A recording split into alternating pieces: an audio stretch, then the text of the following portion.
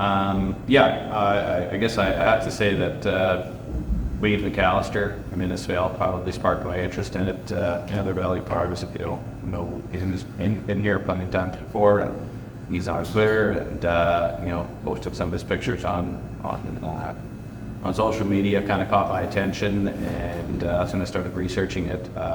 Prior to holding the SR, I had a disc drill and liked it, but maintenance costs were quite high, and I was struggling a little bit with seeing canola in just with drier conditions. I was never really happy with the divergence. And that's kind of what started it. I worked with a manager group at Hartney, and I went up to Carrot River, Saskatchewan, and one day to back a few years ago, and in the summertime, I look at some crops up there that seeded with them, and obviously upfront cost played a factor into that as well. Just simplicity, ease of maintenance. I wouldn't say there's one particular thing. It's just, the same benefits that you guys talked about when you promote the SR are exactly a lot of tools. That's why I looked at it. I think that going that way. Thank you, Bob.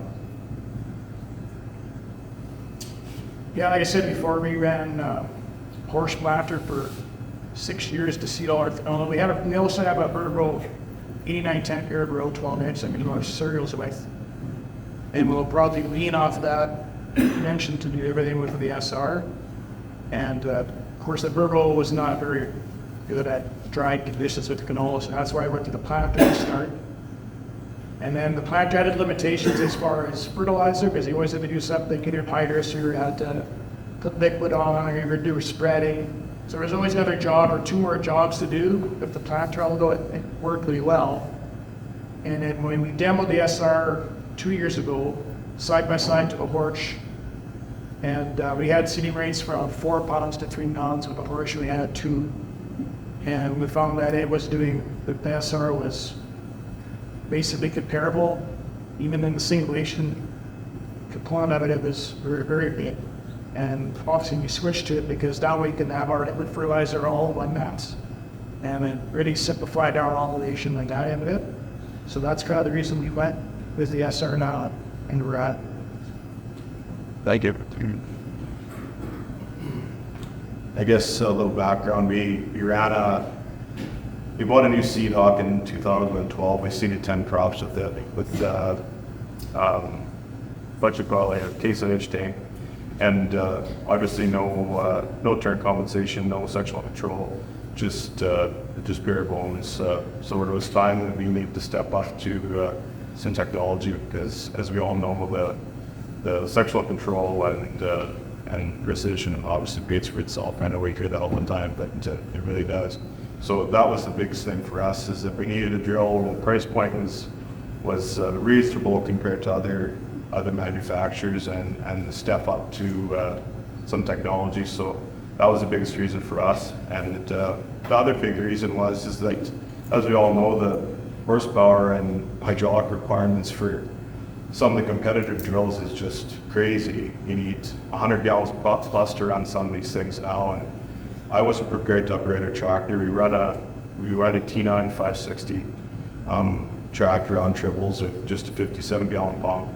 We run the SR, we pull liquid with hydraulic pump, and it runs it fine. We've got a few hills, and it runs it fine. So that was the big thing for us, is that not having to go out and buy a $500,000 tractor to run a new drill is a no-brainer in my eyes. So that was probably one of the biggest things, is using the tractor that we were using before, and continuing on and having to do this now. Probably, I know we all, as farmers, you always look at the neighbor's crop just as much as you look at your own. I guess you just hop, skip, and jump over to look. And I know I'm biased as that put one crop in with it, but the precision of it, the uniformity of the crop, it's unmatched. The geometry works on the single ramp. It's just whether you got hills or valleys or drainage ditches, it follows the contour of the land. It's no-brainer in my eyes. I wouldn't go to anything else now. Well, I guess if we were to crossroads, we see a big crop with the SeedMaster, the 70 button on board, and it took us, it was 21, 22 days to do. And we figured with a second grill, we looked at the price points, and that's a big one. It was recently priced. It's new, good precision, SeedMaster, the sun, comfortable, familiar with. So, and with canola, we looked at the 15 spacing. Again, skeptical at first, but canola loves room to grow. Probably thinking we'll see 4,000 acres of canola than when to get.